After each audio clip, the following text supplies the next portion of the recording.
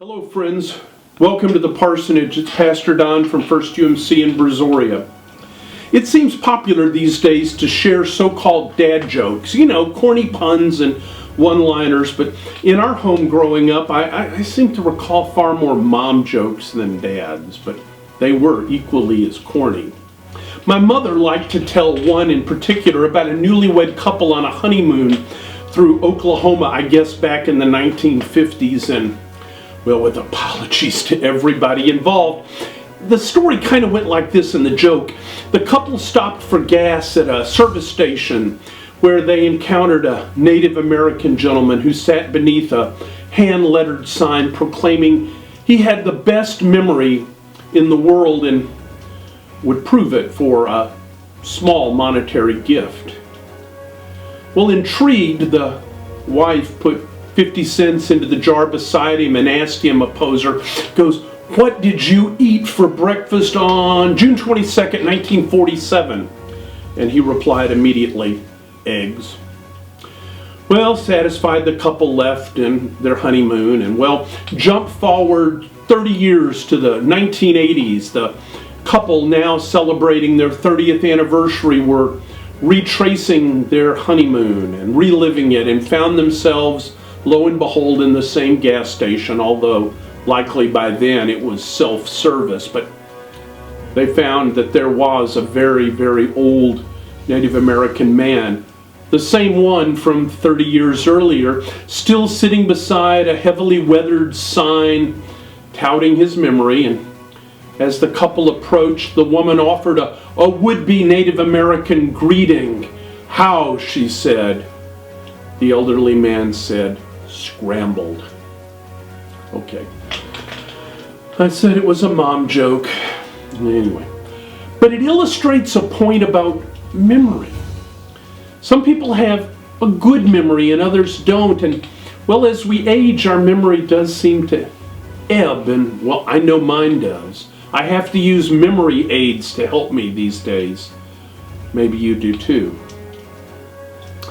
Memory can be an irregular sort of thing too. It's often far easier to remember an insult than a compliment, a bad restaurant review, for example, than a good one. And many of us also harbor grudges, remembering the hurtful deeds of others while at once forgetting our own misdeeds. Such persistent and even hypocritical memories can make forgiveness difficult. We say we forgive, but we keep a tidy record of others' indiscretions for a later use. Thankfully, friends, that's not how God works. The psalmist tells us, "If you, O Lord, kept a record of sin, O Lord, who could stand? But with you there is forgiveness." In the 103rd Psalm, we are told, "As far as the east is from the west, so far the Lord removes our transgressions from us." Ours is a forgiving God. Might not then His people be likewise forgiving and forgetting? In his wonderful book, The Ragamuffin Gospel, the late Brennan Manning related a wonderful story of forgiveness, or the forgiveness of God, contrasted by the people of God. He relates, quote, "4 years ago in a large city in the far west, rumors spread that a certain Catholic woman was having visions of Jesus. The reports reached the Archbishop. He decided to check her out." Manning continues, "There is always a fine line between the authentic mystic and the lunatic fringe."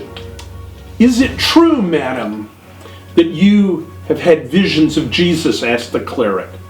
"Yes," the woman replied simply. "Well, the next time you have a vision, I want you to ask Jesus to tell you the last sins that I confessed in my last confession." Manning tells us the woman was stunned. "Did I hear you right, Bishop? You actually want me to ask Jesus to tell me the sins of your past?" "Exactly. Please call me if anything happens. Manning wrote, 10 days later, the woman advised her spiritual leader of a recent apparition. Please come, she said, and within the hour, the Archbishop arrived. He trusted eye-to-eye contact. You just told me on the phone that you actually had a vision of Jesus. Did you do what I asked? Yes, Bishop, I asked Jesus to tell me the sins you confessed in your last confession. The bishop leaned forward with anticipation. His eyes narrowed. What did Jesus say? She took his hand and gazed deep into his eyes. Bishop, she said, these are his exact words. I can't remember.